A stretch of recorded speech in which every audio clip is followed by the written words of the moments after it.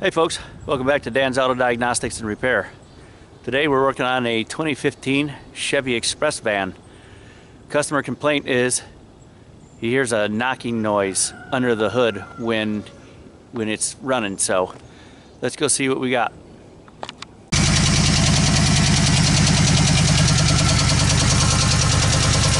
Sounds like it's coming from this side, maybe by the exhaust.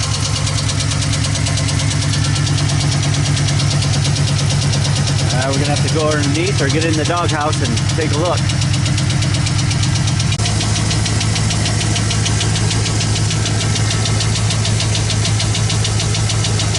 Almost sounds like a rod knock. Let's give her a little gas, see what we hear.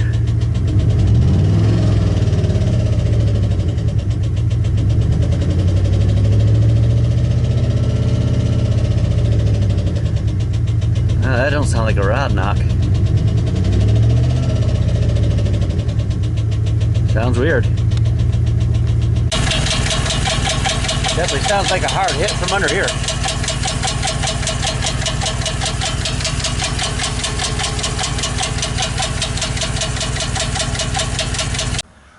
Alright, we're gonna have to get the doghouse off. And I believe to get it in a good position, we're gonna have to take one of the seats out. Alright, got the seat out of our way, just these 4 bolts, and we'll take the vacuum, clean this all up, and that'll give us access to pull that doghouse out. First, you got 2 10mm bolts down in here, and that'll come right off. The little vent just pulls right out. This one does anyway. Then you have your 4 latches, one here, here, one back there, and one on the other side. In order to get this out, you have to take this bottom panel off. There's a couple screws up in there, and you gotta take that panel off, and there's a couple screws underneath. All right, now that those panels are off, the buckles are all undone, that'll pull right out. And if this seat was here, that would definitely be in the way. So better to take the seat out right off the rip.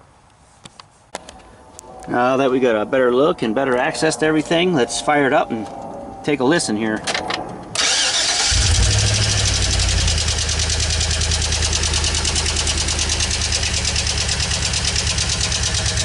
That sounds like you got a lifter knob. Time to do a little exploratory surgery. I gotta take off all these aftermarket coils and take the valve covers off and start taking a look. It's got the big 4.8. Okay, it sounds to me like it's coming from this side, so what we're gonna do is we're gonna start with taking off all these coils. I got the battery disconnected right now, so we're gonna take all this off, get to the valve cover, take a look at those rocker arms.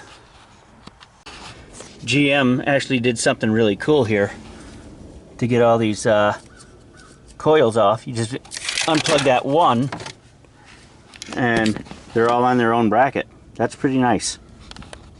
I'm going to take the expansion tank off just to get room down in there. It's just a 1 10mm bolt, and that should just pull right out of there.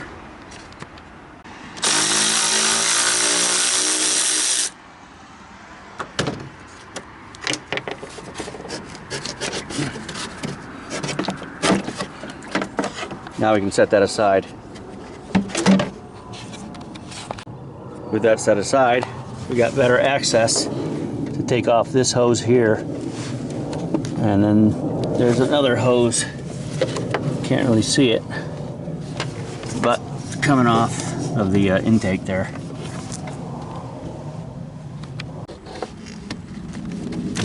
There we go. Now we got to take off this filler, the oil filler. That's a 10mm bolt there, and then we pull it out of the valve cover. In order to take the filler neck off, you got a 10mm bolt here, 10mm nut there, and then down in there you got a 13mm. and then this will come loose. You can pull that out of the valve cover. Now with the filler neck out, we can go ahead and take off our valve cover, do our inspection. All right, I'm gonna go through,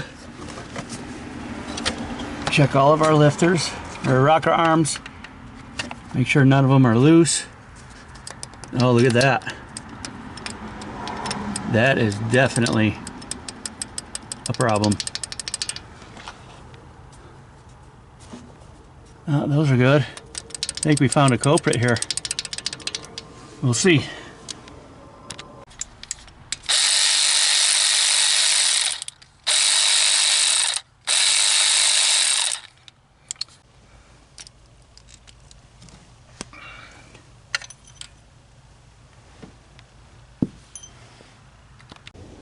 Now we're going to take our bore scope down the push rod well and take a look at that lifter, see if we can see anything.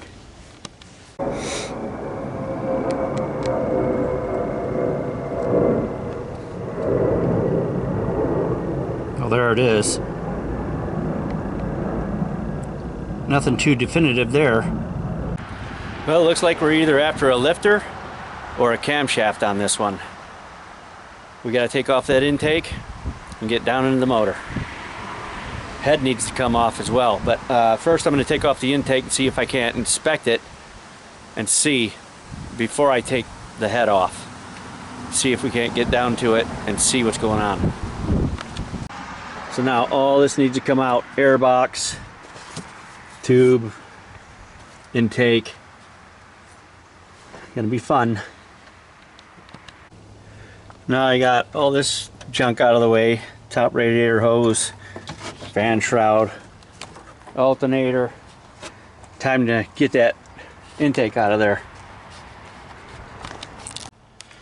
All the wires are disconnected from all the fuel injectors and everything. All the bolts are loose. She's ready to come out.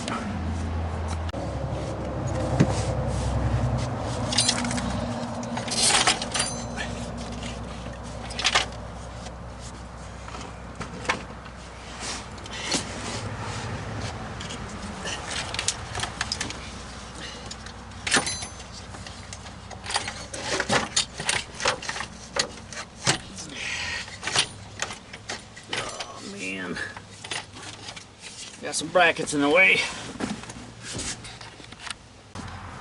I absolutely love vans. Love them. But I absolutely despise working on them. Hate it.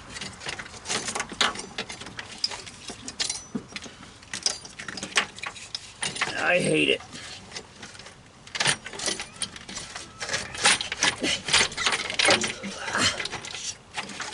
Everything is just so hard. Now I got a fuel line in the way, trans dipstick line in the way. Ah, man.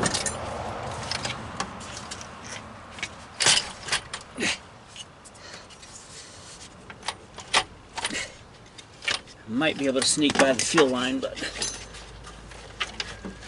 this trans line might be a serious issue. Jesus Christ, man, they just give you no room.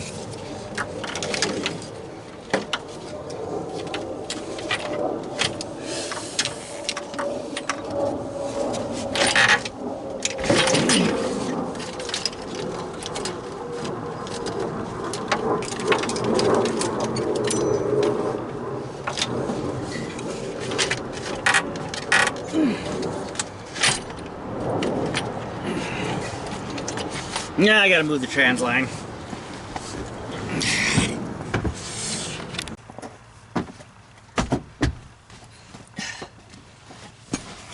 Now I shouldn't have any problem getting it out.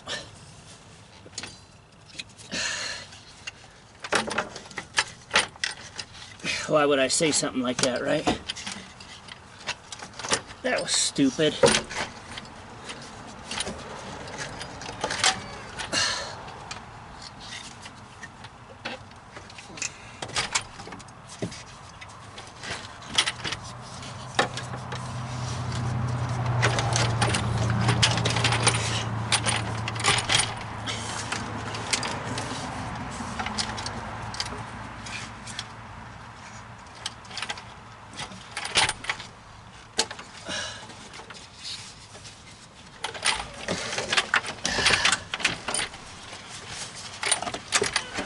it's a baby boy.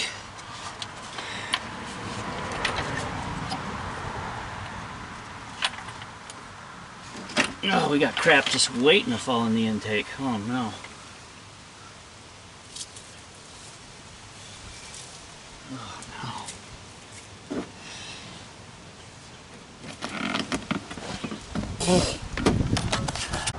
Now that we got the intake out, we can take off that panel there and inspect it. Well, I got the tray off, and unfortunately, this is the valve we want to see. We want to see the lifter for that, and as you can see, there, I can't get in there and see anything. So I'm gonna have to take this head off.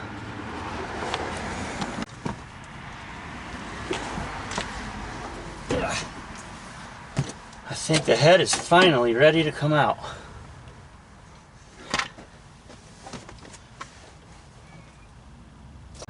She's out. And that's how she looks there.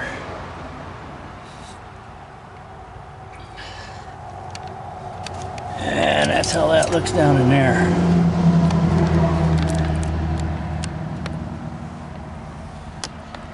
Now they get after them lifters.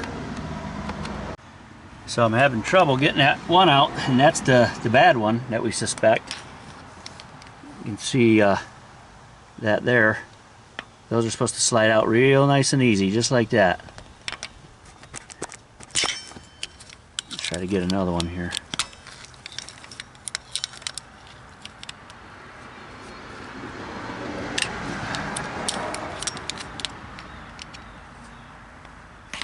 Yeah, that comes out too.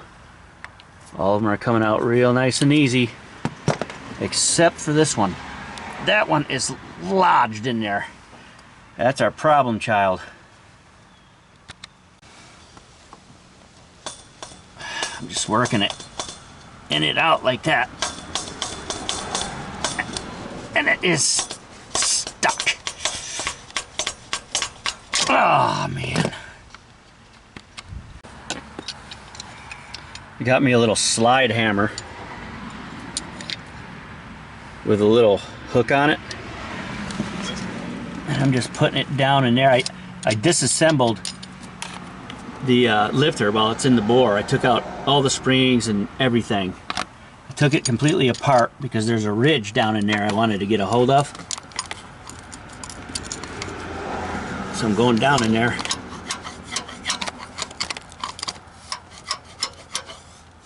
Man, if it don't come out with a big old boost like that, that's a lot of force. Of course it slips out, but man, that is in there. Well, no luck with anything I've tried so far. So I think we're gonna get down and dirty. I'm gonna weld a bolt to it. And I'm gonna get my slide hammer, put that attachment on it, and then grab it by the shoulder of the bolt there and try to yank that thing out. First I gotta cover all this and protect it all from splatter and all that gunk. I gotta cover all the holes in that, and we'll see what happens. Well, there it is. I really couldn't see it all in there, but gotta try something. This trans line has been in my way the whole time.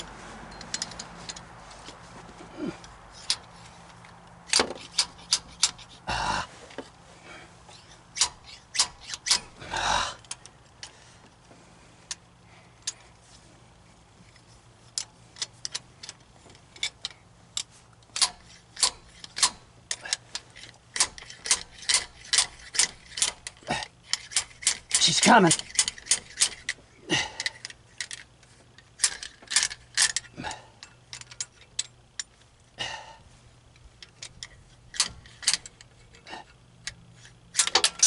There she is.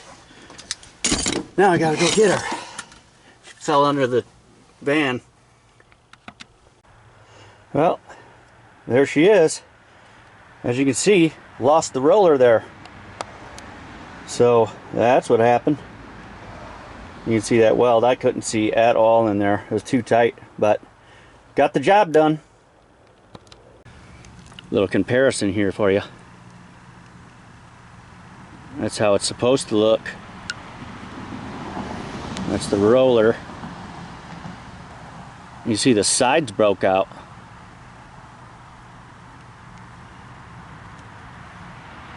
Yeah, she toast. Going in with the borescope here, taking a look at that camshaft.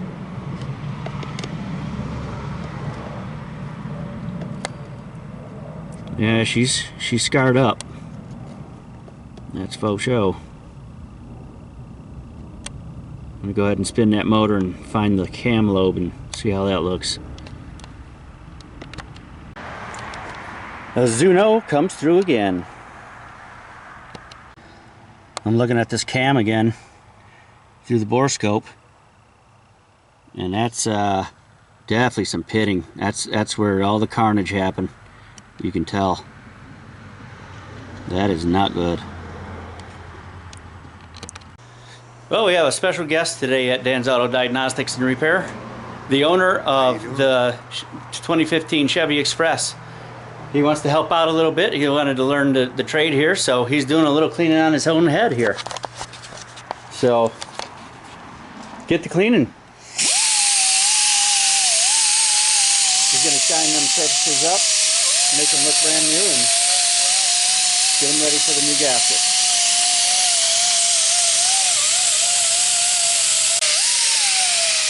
Oh, Scott's got her coming along. Shaping up. All the head surfaces are clean now.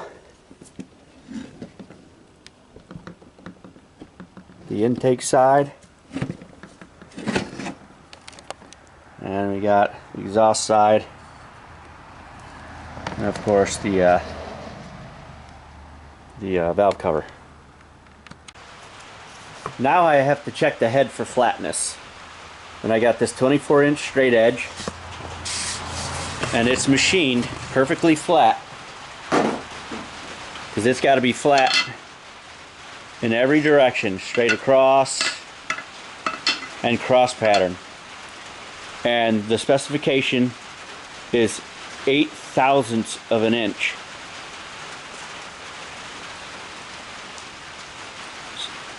So here I have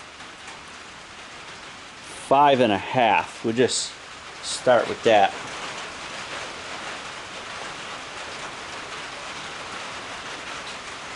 I couldn't find exactly 8 on my feeler gauge here,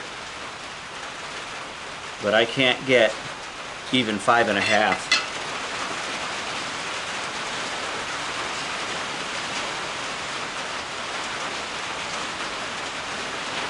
So this head is nice and flat.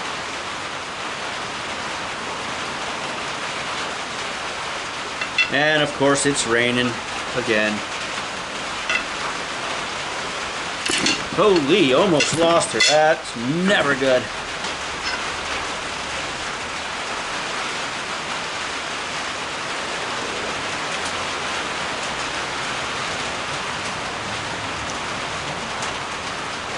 Alright, everything is perfectly flat on this one and within spec. All our new parts came in today. We got our new head gasket. And over here I got soaking in oil. I got all the new lifters in there. So we're ready to install. Alright, now here we are. We're about to clean the block. You can see those real dirty. Look at all that carbon on there. We're going to clean it all up and get the lifters in and the push rods and get the head on there. Got my man Scott in here doing the deed, cleaning the block up real nice. Looks like he's doing a good job. I'll let him work. Alright, we got all our mating surfaces all nice and clean now. Top of our pistons look good. Now we're ready to put in the lifters. and put the head on. Well, the gasket too, of course. Alright, first we're going to take our oil can. We're just going to oil all the lifter bores. Spread it around with our fingers. Then we're going to take our lifters. We're going to put them in our little lifter bucket here and then set them in there. If they fall out, if they won't hold them, we'll just put them in the block first and then set this down in there, and this will keep the lifters clocked in the right position because they are roller lifters. They got a little roller that rides on the cam, so they have to be in a certain direction, and that little lifter bucket keeps them in that direction. Alright, the lifter bucket's not going to hold them, so what I'm going to do, take our oiled lifter out, make sure the roller is it clocked in a position to roll on the cam. I've already lubed the bore real good. Now I'm going to slide that down in there. Just slide in nice and easy like that, and we'll do that all the way down the motor.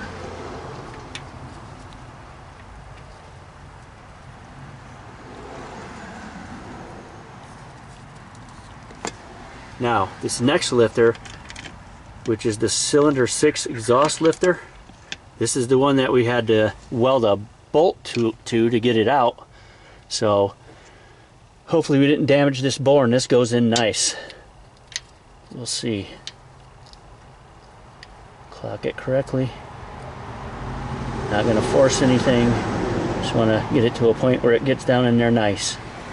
Seems to be going okay.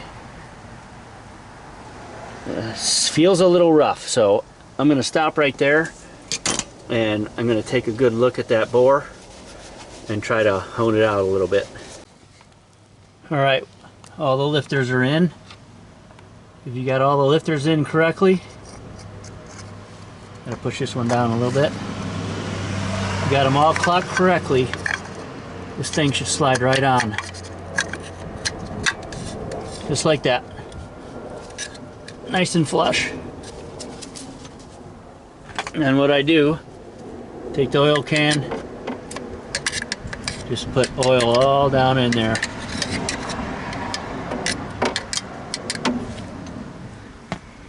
And then you take your 10mm bolt, you torque it to spec.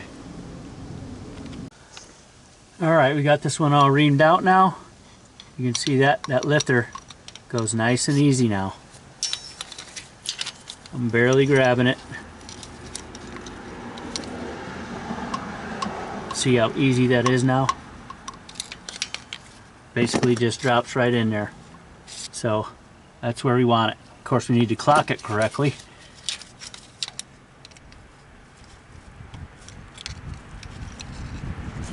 Which is that way. You'll know if you're not clocked correctly because the bucket won't go in.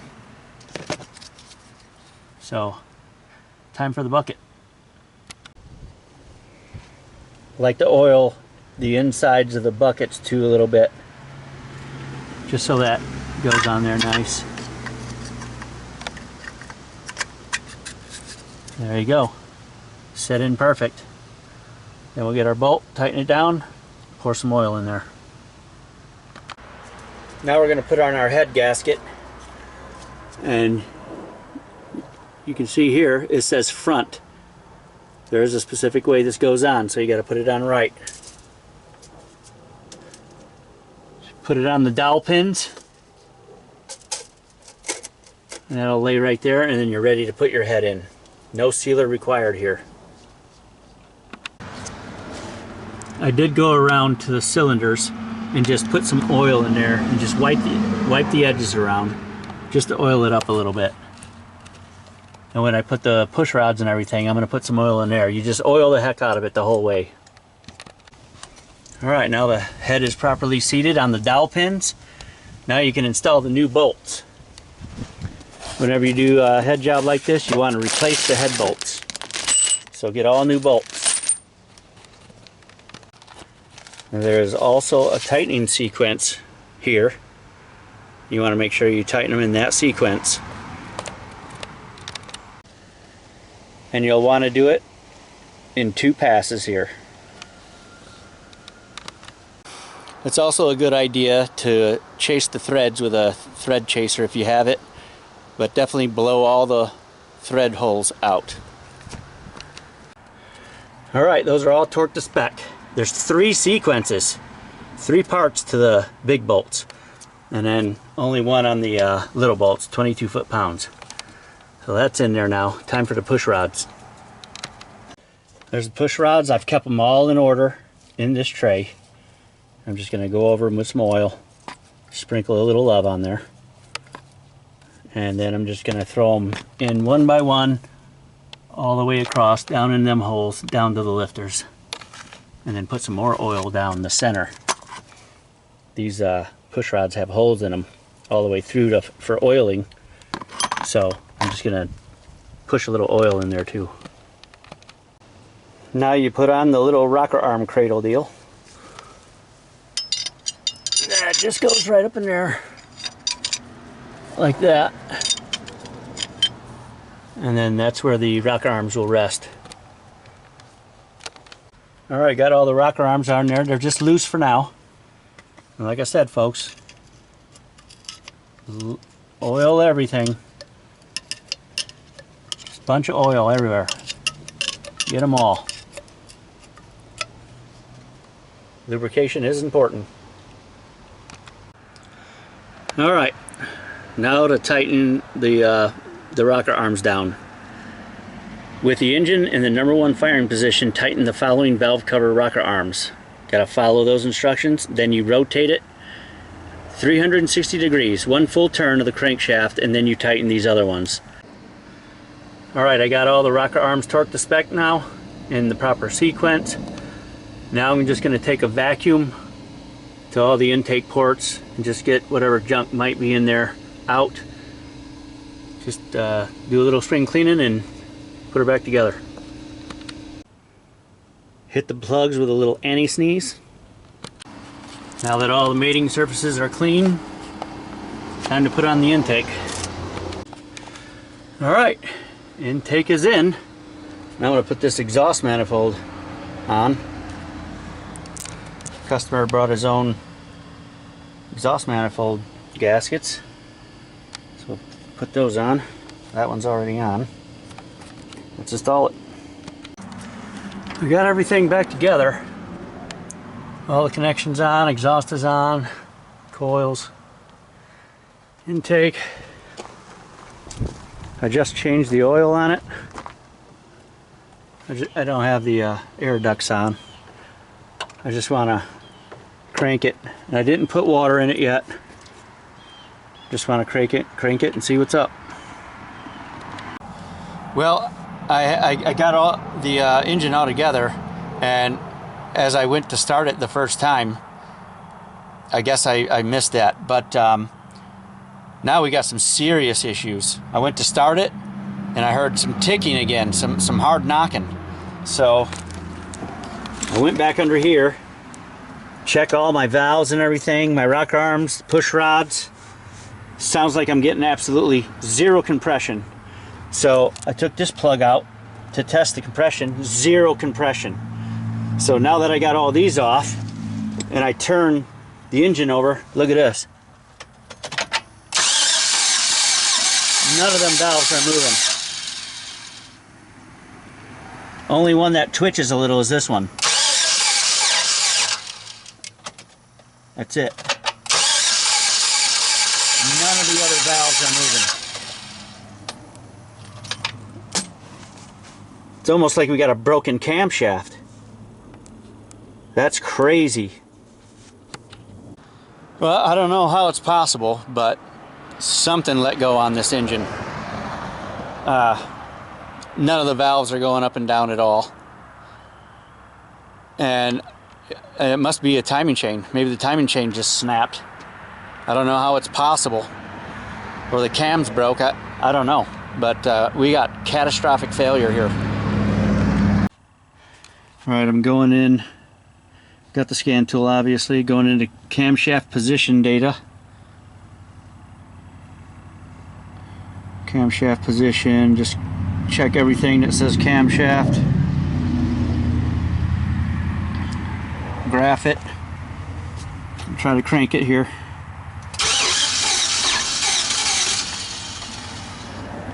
We're getting counters. 10 counts. Camshaft position 1 degree.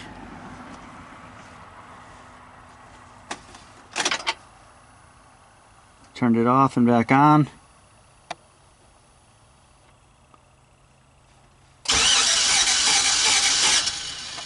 I'm getting a camshaft position counter, but I'm getting no camshaft actuating. Well, folks, that there is a catastrophic failure. Where that failure took place, I don't know. But seeing as we were getting cam counters, it seems to me like something went wrong between the cam gear and the cam itself. Like maybe that pin sheared off or something. I think there's a bolt that goes right through the middle, and then there's just like one little pin holding it on there. And that probably sheared off or something. I was thinking maybe a timing chain, but we're getting cam counters. So, I don't know. I already broke it to the customer. He took it pretty well. He's a pretty good guy. He knows I do everything right to the numbers, torque specs and all. So, I think he's wanting to put another motor in it. I'm not sure. He's still deciding. But you guys chime in. Let me know what you think happened.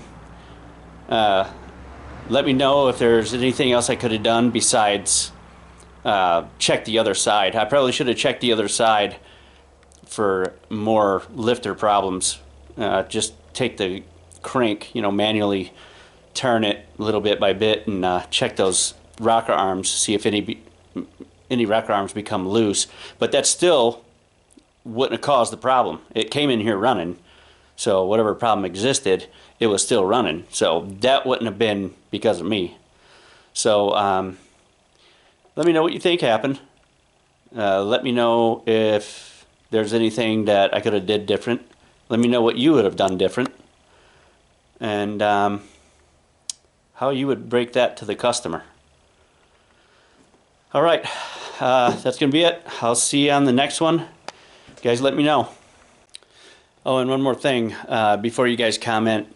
Hey, that was an interference engine. You shouldn't be running the engine when the cam's not turning. You're going to bend valves and cause more damage and stuff like that.